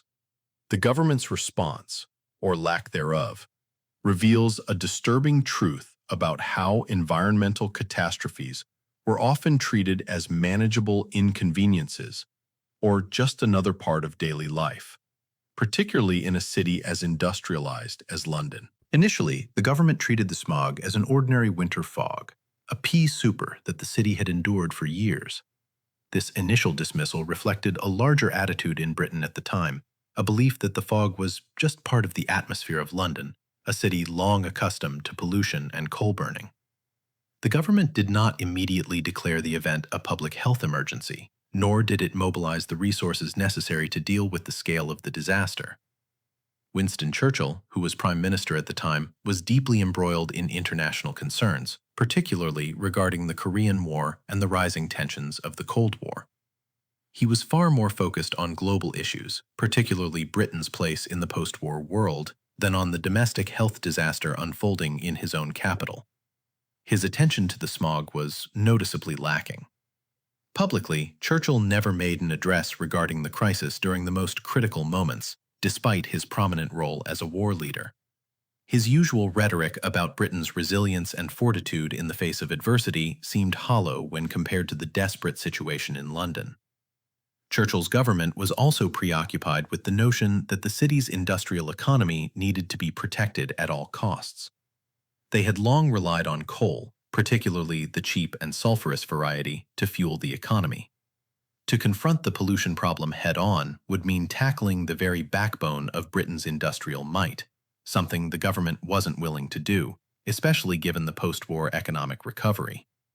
Admitting that coal was the root cause of the smog would have signaled a need for policy reform that could hurt industrial profits and raise questions about the country's dependence on fossil fuels. In contrast to Churchill's silence, the Minister of Housing and Local Government at the time, Harold Macmillan, took a more passive stance. He attempted to downplay the severity of the smog and dismissed it as a common occurrence. His calm, detached demeanor and refusal to treat the situation as an emergency reflected a systemic failure in understanding the depth of the disaster. When Parliament was first alerted to the growing crisis, the government response was minimal. There was no urgency to act, no declaration of emergency, and no real acknowledgement of the public health threat at hand. The political focus remained on the economy and national defense, rather than on the well-being of the citizens suffering on the streets of London. The initial government response, or lack of it, highlights a larger issue within British politics of the time. Environmental and public health crises were often neglected or mismanaged until they reached catastrophic proportions. The fog was seen as a temporary inconvenience, something that would clear up naturally, and thus did not demand the swift, decisive action that might have saved thousands of lives. By the time the government recognized the gravity of the smog's impact, it was far too late. The media's response to the Great Smog was similarly delayed, and initially, the press treated the fog as a typical inconvenience of London life. British newspapers, including the Times and the Daily Mail, reported on the fog in the early days of December with little urgency or alarm. Headlines focused on the inconvenience caused to traffic, transport, and daily life, describing it as dense or foggy, but making no significant mention of the severity of the pollution or its potential health consequences. It was treated as just another episode in the city's long history with fogs, which, while unpleasant, were part of the urban landscape. At the time, there was no precedent for linking air pollution to large-scale health problems, and the press reflected that lack of understanding. The familiar pea supers had been part of London's identity for centuries, and the press had become desensitized to the dangers of the smog.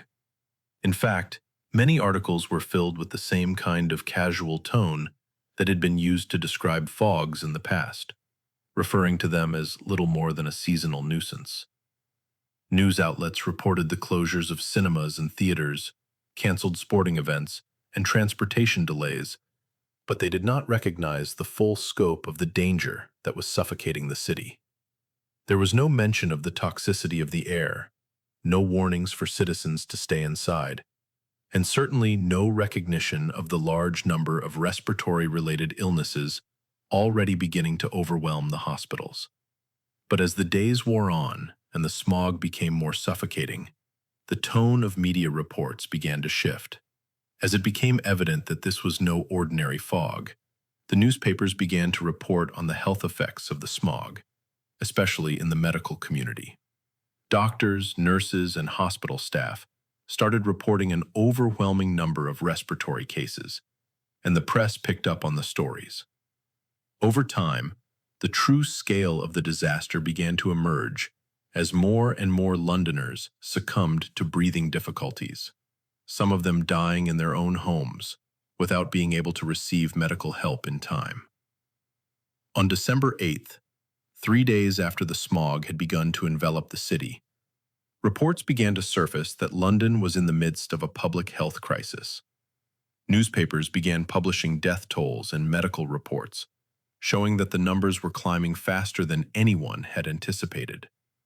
As the public became more aware of the gravity of the situation, the media followed suit, adjusting their tone and coverage accordingly. Headlines began to reflect the mounting death toll, and journalists started to report the smog as a deadly phenomenon rather than a mere inconvenience. This shift in coverage mirrored the increasing concern within London's hospitals, where medical professionals were overwhelmed by the sheer number of cases. Even at this late stage, the media still faced challenges in confronting the true extent of the disaster. The government had downplayed the crisis for days, and the press had been complicit in that initial minimization. It was only after the human cost of the smog became undeniable, when the bodies began to pile up in the streets and hospitals, that the press fully began to scrutinize the political response and push for acknowledgement of the smog's catastrophic impact. The media's role in the aftermath of the smog was crucial in raising public awareness and holding the government accountable. While it had failed to recognize the full scale of the disaster in the early days, the press later helped to expose the true cost of the fog and forced the government to act.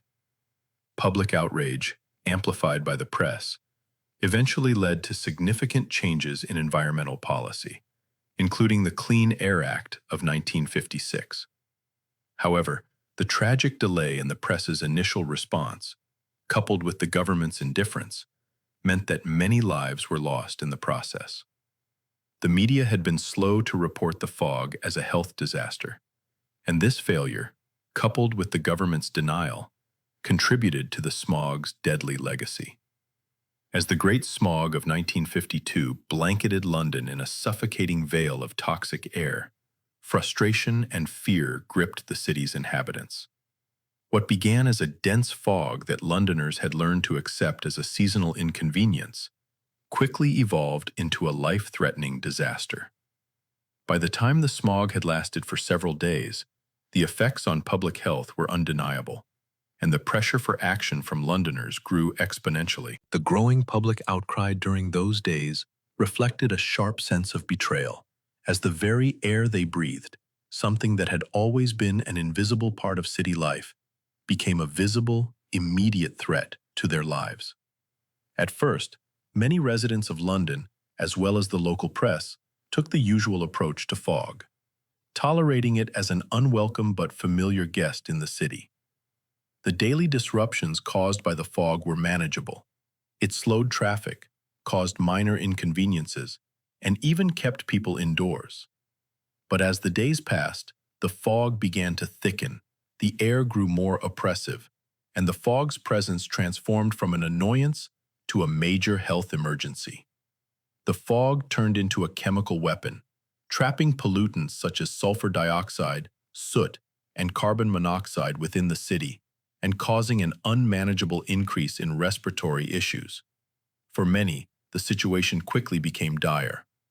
People started experiencing severe breathing difficulties, chest pains, and persistent coughs. The hospitals, already operating under immense strain due to post-war conditions, found themselves overwhelmed by the number of patients suffering from breathing complications. By Saturday, December 6th, just 2 days after the smog had begun, reports of the death toll started to surface. Londoners were increasingly aware that the fog was not just a temporary inconvenience, it was the direct cause of sickness and death. The frustration from the public intensified. People began to demand action. The helplessness of being trapped in one's own home, unable to breathe freely, led to growing anger. Why had nothing been done? Where was the government?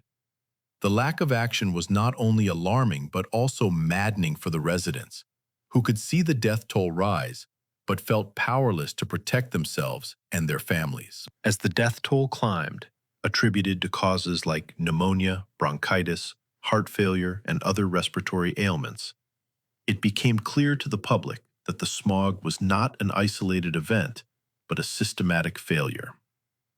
The inability of the government to address the crisis added fuel to the fire of public discontent. Citizens began asking how many deaths were enough for the government to act. The frustration grew not only because of the lack of urgency from government officials, but also because of the apparent dismissiveness that accompanied their responses. It wasn't just a matter of inconvenience anymore. It was a matter of survival. As the hospitals filled, families lost loved ones. The community's collective grief over the dead grew deeper, and the calls for governmental accountability grew louder. The city's social fabric began to unravel as the public realized the full extent of the calamity. People had not only lost loved ones, but their collective sense of security had been shattered. No longer could they trust that their homes, their places of work, or their streets were safe from the dangers of industrialization and pollution. Frustration turned into action as citizens took to the streets, demanding that the government do something, anything, to end the smog and prevent further loss of life. Apathy was no longer acceptable. As more and more bodies were counted, the public's demand for recognition of the smog's man-made origins grew. People began to recognize that this wasn't just an act of nature. It was the direct result of the policies and industrial practices that had long been prioritized over the health and safety of the people. People wanted their voices heard, they wanted change, and they wanted accountability. The outcry continued to grow, and public pressure on the government mounted. The people of London, through protests, demands for action, and public discussion, forced the issue into the spotlight. Their frustration was not only directed at the immediate crisis, but also at the systemic problems that had allowed such an event to occur. The pressure mounted to a point where action could no longer be avoided. The government could no longer turn a blind eye to the suffering of the population, and the increasing demands for accountability would eventually force the government to act, though the delay would prove costly. As the smog continued to grip London, one of the most troubling aspects of the disaster was the government's reluctance to intervene. Despite the overwhelming evidence of the smog's impact on public health, rising death tolls, crowded hospitals, and widespread respiratory issues, authorities were slow to act.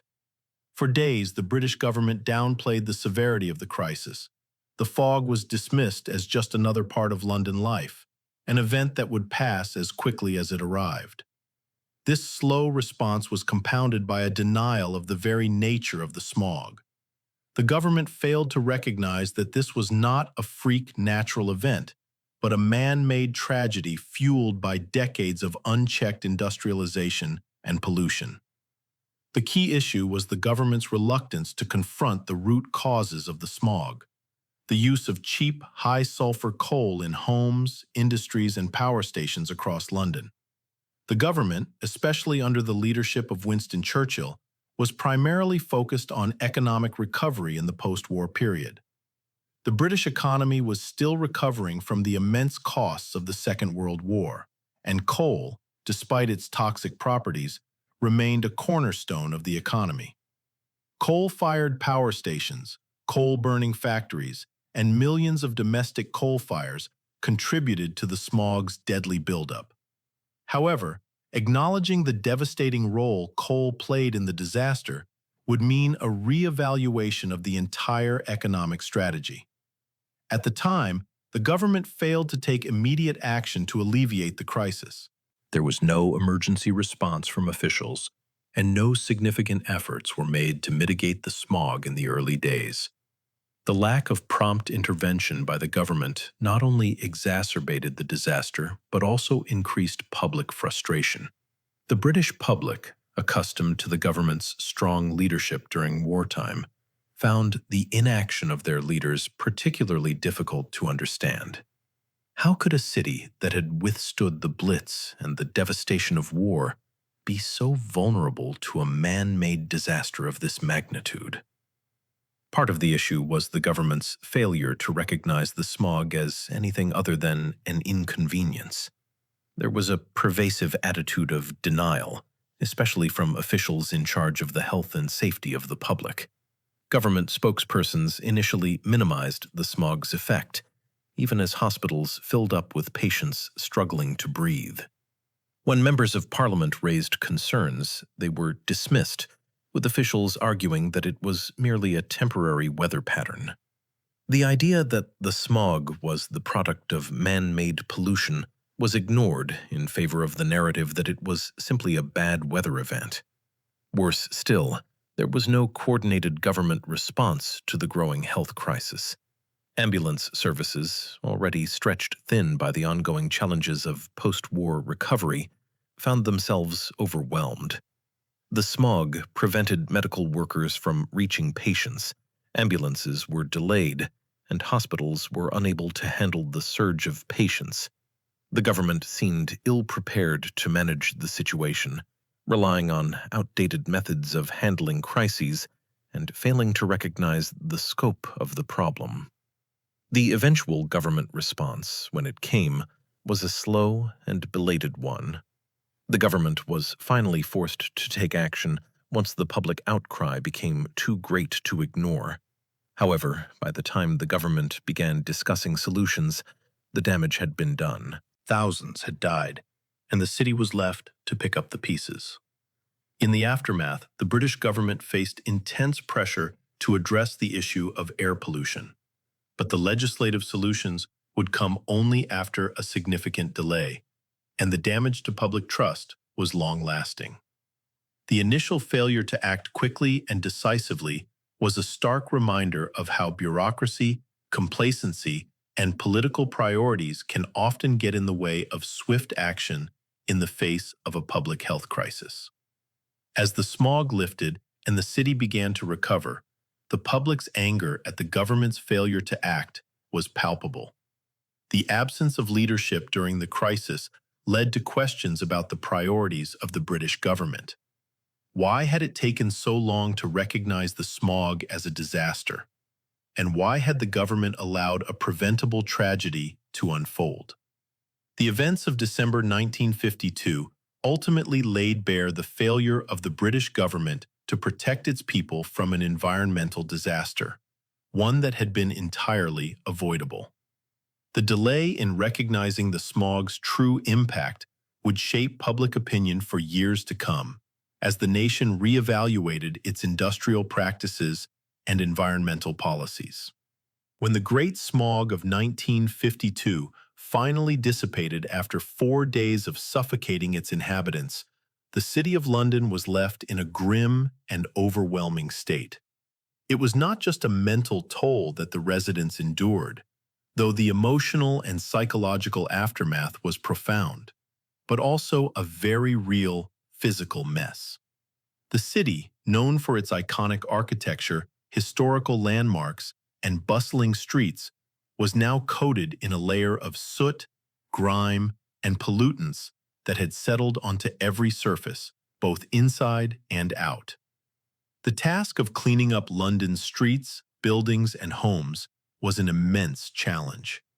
For the average Londoner, the simple act of walking through the streets became an experience in itself. Once the smog lifted and the sunlight peered through the murky remnants of the fog, it revealed a city blanketed in filth. Every surface was grimy, windows were opaque with the residue of sulfuric acid, and the stone facades of buildings were stained black with soot.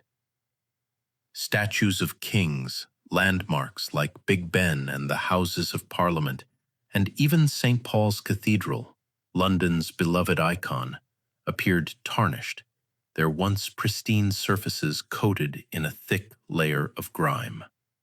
The initial task of the cleanup was an arduous one, involving countless hours of scrubbing, washing, and cleaning. The grime that coated the city was not just a visual inconvenience. It was a potent reminder of the deadly cocktail of chemicals in the air. Homes and businesses that had been untouched by the smog in a physical sense were now plagued by an unshakable layer of pollution. The task of removing this grime fell to cleaners and janitors, many of whom were residents who had lived through the smog and were now trying to reclaim a city that felt alien and hostile. Inside homes, the effects of the smog were equally harsh. Households that had previously maintained a certain level of cleanliness now faced the challenge of removing soot from furniture, walls, and carpets. The smell of sulfur and chemicals lingered in the air, seeping into the very fabric of the city's homes. Households had to clean not just for aesthetics, but for health, removing the physical remnants of what had become a deadly chemical attack. Public spaces, including schools, hospitals, and government buildings, also required a thorough clean. The bureaucratic machinery of the city was still in motion as the public demanded that something be done to prevent another such disaster from occurring. However, for all the effort expended in cleaning the city, the smog's effects were not nearly external. The physical grime that had coated the city was a stark reminder of the invisible threat that had lingered for days, poisoning the lungs of Londoners. While the cleanup process was essential, it also brought with it a realization: the air itself needed to be cleaned, and that required a change in policy, industry, and ultimately, society's relationship with pollution. It was not enough to scrub away the visible grime. It was the invisible pollutants that caused the most harm. As the smog lifted and the city began to recover, the lasting effects on the health of Londoners became increasingly apparent. The most immediate concern for many was the toll on their respiratory health. Thousands of people who had survived the smog were left with chronic health conditions, particularly respiratory diseases that would affect them for years, if not their entire lives. At the time, the full scale of the health consequences was not fully understood. The initial focus of the media and the government was on the immediate deaths caused by the smog. Those who had succumbed to respiratory failure, pneumonia, or heart attacks in the days following the smog. The government's official estimates placed the death toll at around 4,000. However, as the months went by, medical professionals and public health experts began to realize that the long-term effects on the population were far more severe. For those who had survived the smog, chronic respiratory problems became an enduring issue. The inhalation of sulfuric acid, soot, and other toxic particles during the smog's 4 days of suffocation caused lasting damage to the lungs and the airways.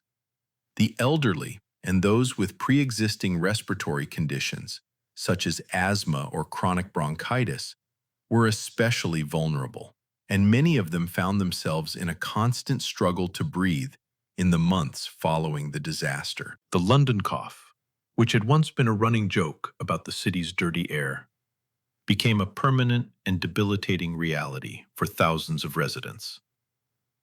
It wasn't just a mild annoyance, it was a deep, rattling cough that signified the long-lasting damage to their respiratory systems.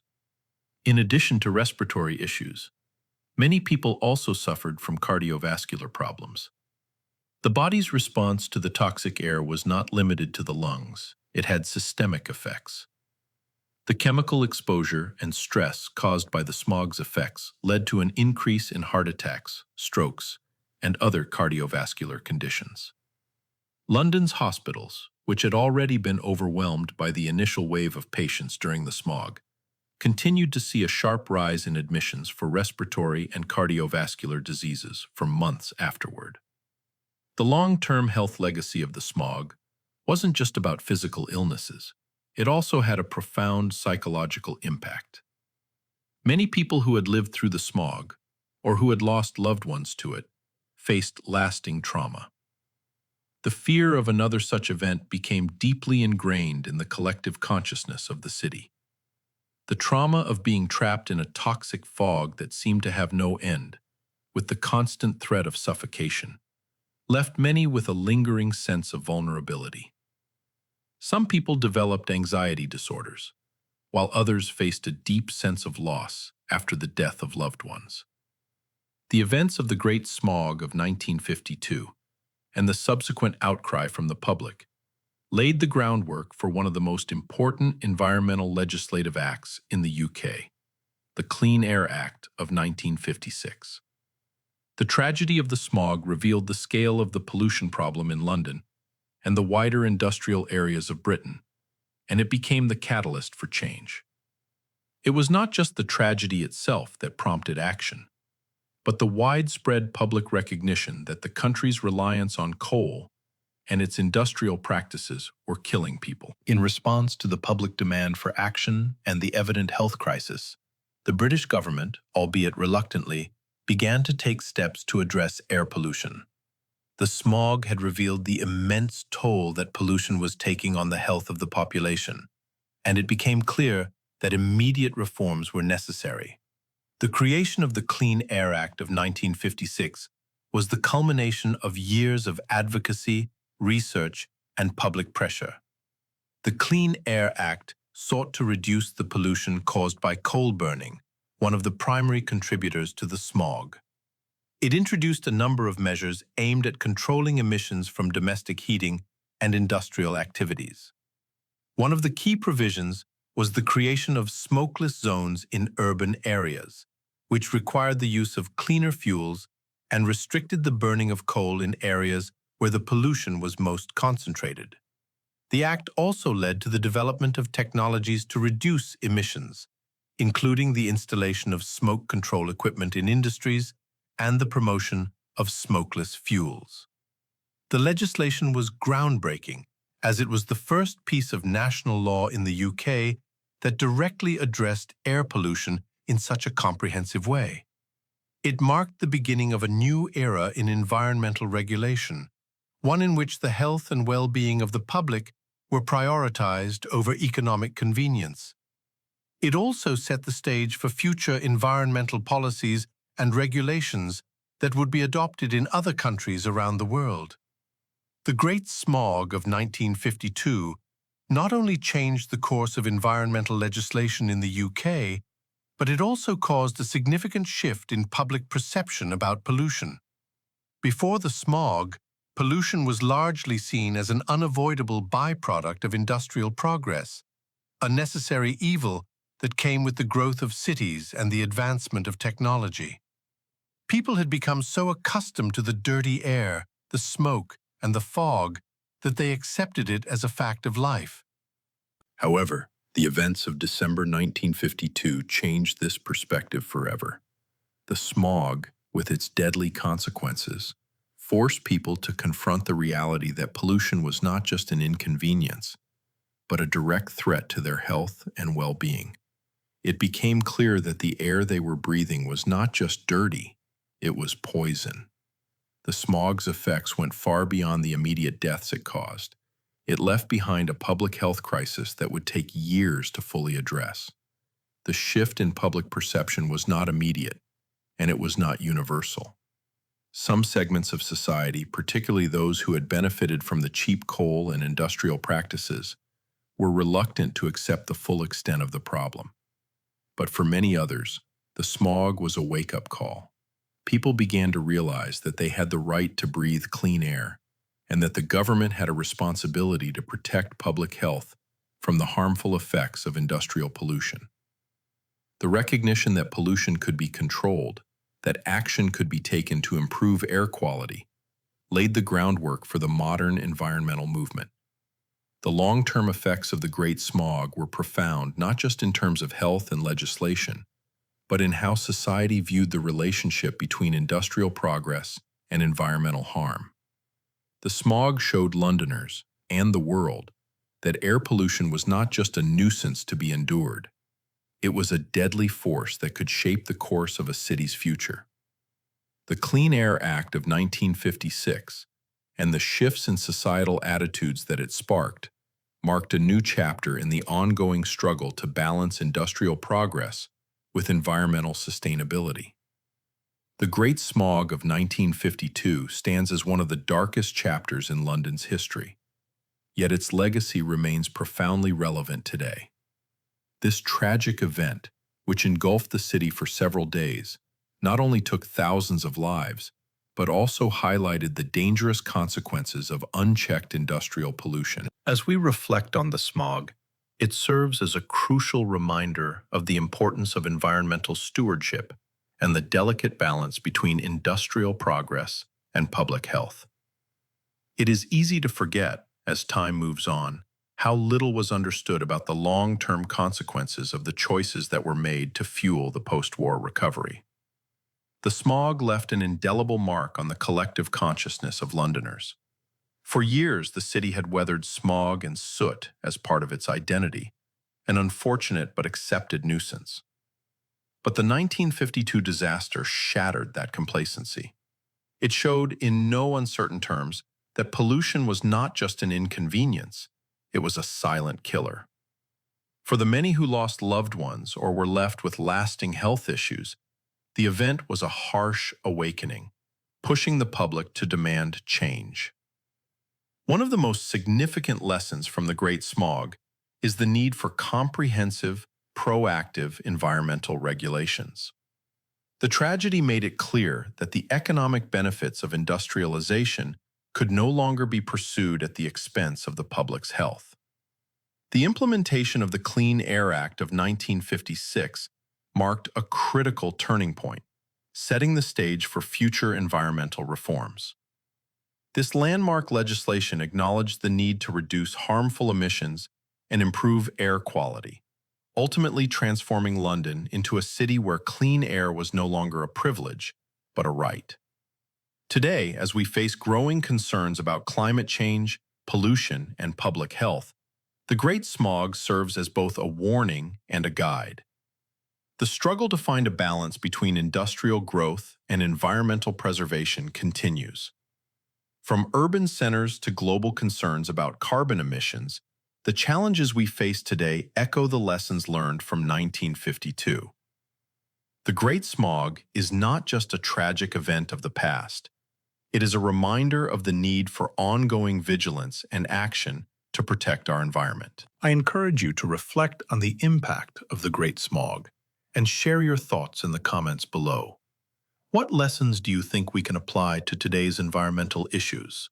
How can we ensure that such a tragedy never repeats itself? Stay informed and stay engaged, because the fight for clean air, for the health of our communities, is a continuous one. Together, we can create a future where industrial progress and environmental care go hand in hand.